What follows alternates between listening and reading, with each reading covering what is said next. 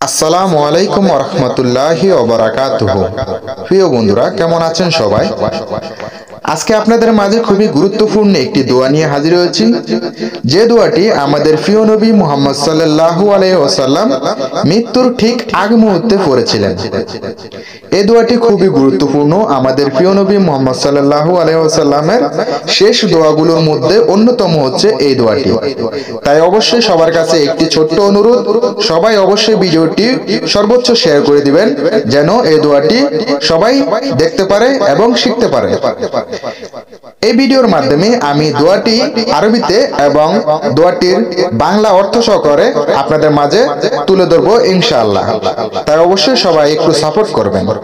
দোয়াটি হচ্ছে আল্লাহুম্মা ইগফিরলি ওয়ারহামনি ওয়ালহিকনি বিররাফিকিল আলা।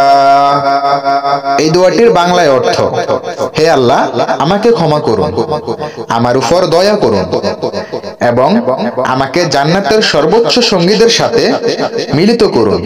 সুবহানাল্লাহ। দোয়াটি অনেক ছোট, কিন্তু এর ফজিলত অনেক বেশি। সবাই নিয়মিত অবশ্যই দোয়াটি পাঠ করবেন। ভিডিওটি ভালো লেগে থাকলে প্লিজ একটি লাইক, আর এমনই নতুন নতুন ইসলামিক ভিডিওর জন্য আমার এই চ্যানেলটিকে সাবস্ক্রাইব করে দিবেন। সবাই ভালো থাকবেন, সুস্থ থাকবেন। আল্লাহ হাফেজ।